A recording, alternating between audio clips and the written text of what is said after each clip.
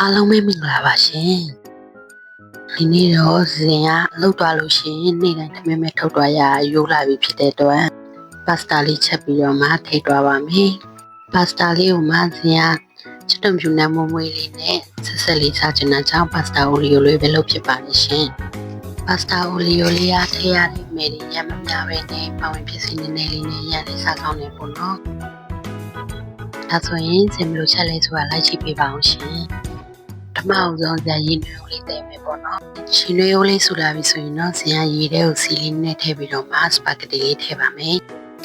ပြီးရင်ခောက်ဆွဲလေးနူးပြီးချက်လာပြီဆိုလို့ရှိရင်တော့ဇင်ကရေစစ်ထားပေးပါမယ်ပြီးရင်တော့ဇင်ကပါစတာထဲမှာထည့်မယ်ပဝင်ပစ္စည်းလေးတွေကိုစင်တက်ပြစ်ထားပေးပါမယ်ဆော့ဆေ့ရဲ့ကားလေးရဲ့ပြီးတော့စီမံကြီးမိုးလေးထည့်မယ်ပေါ့နော်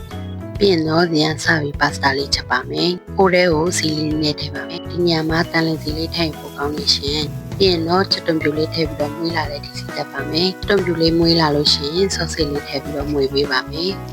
။ဆော့ဆေ့လေးထည့်ပြီးတော့ရင်တော့မိုးလေးပါထည့်ပြီးတော့မှဇင်ကမိုးလေးနူလာတဲ့ဒီချက်ပေးမယ်ပေါ့နော်။မိုးလေးကိုနည်းနည်းလေးပို့ပြီးတော့နူပါအောင်လို့ဇင်ကရေနွေးလေးနည်းနည်းထည့်ပြီးတော့ခဏချက်ထားပေးပါမယ်။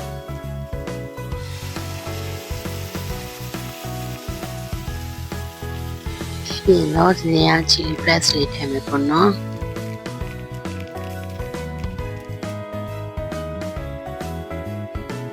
အဲ့ရင်တော့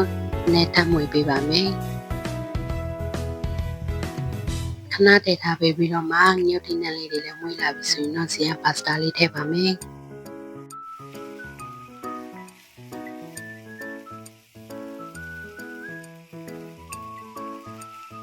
ပြင်တော့ဇင်ကရတာအနေနဲ့စားရည်စက်သားမုံရည် black pepper လေးနဲ့ထည့်ပေးပါမယ်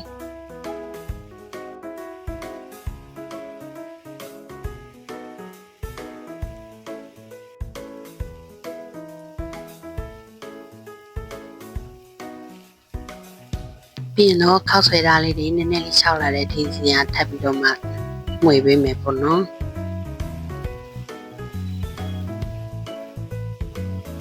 ခောက်ဆွဲသားလေးတွေမှာရတာလေးတွေလည်းဝင်ပါပြီ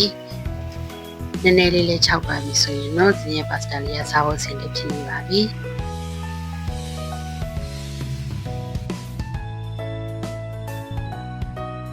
ဒီတော့ဇင်ကဖျားဆုံးတော့ကပ်ဖို့ပြင်ပါမယ်ဒီပါစတာလေးကိုပကံနဲ့ထည့်ပြီးတော့မှအပေါ်ကနေပါစလီ6လေးနဲ့ပါမဇန်ချီစ်လေးဖြူလိုက်ရင်တော့ပြည့်စုံတဲ့ပါစတာလေးတစ်ပွဲရပါပြီရှင်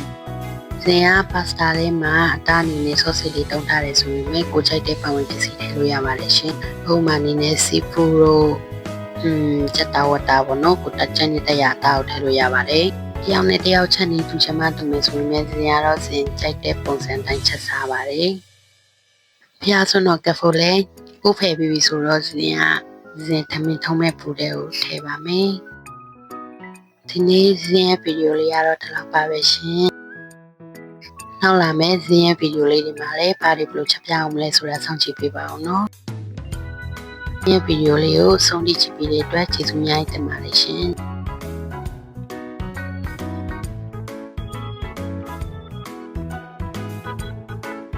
အားလုံးကိုပိုင်ပါနော်။